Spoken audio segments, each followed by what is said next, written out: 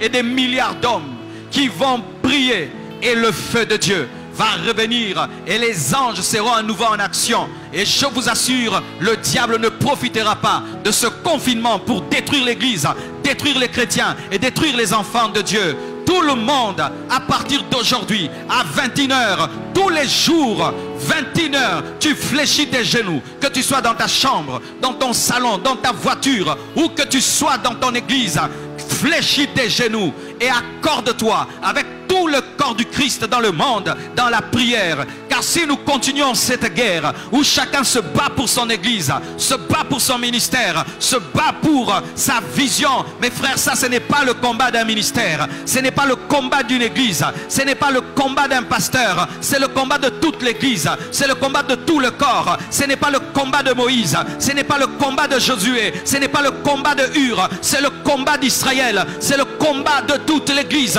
Et nous devons mettre de côté nos différences, nos divergences, nos mésententes et nous unir ensemble pour bouter dehors les puissants des ténèbres qui profitent du fait que les églises sont fermées pour anéantir la louange, anéantir la prière, anéantir la sanctification. Et nous allons lancer ce mouvement, nous allons contacter des leaders spirituels, nous allons passer à la télévision, passer à la radio, faire des panneaux afin que tous les chrétiens dans le monde sachent qu'il y a une heure où tous les enfants de Dieu dans le monde sont unis en esprit et prient. Et je vous assure, les puissants des ténèbres seront dérangés, le complot du diable va échouer et la puissance de Dieu va opérer dans l'église. Et je t'assure mon frère, ce n'est pas de Dieu que tu puisses penser que cela ne t'intéresse pas. Cela nous concerne tous. Tu dois adhérer et partager cette vidéo.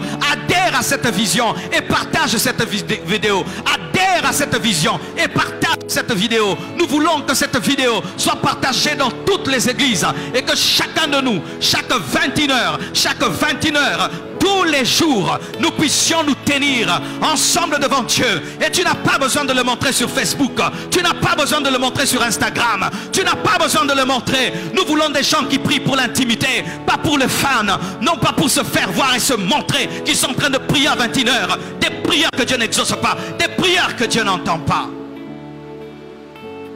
Mes frères et sœurs, voici la direction que Dieu m'a donnée. Et si nous le faisons, les puissants des ténèbres vont échouer. Mais si nous entendons et nous continuons comme d'habitude, nous serons étonnés par les malheurs qui vont s'abattre dans nos maisons.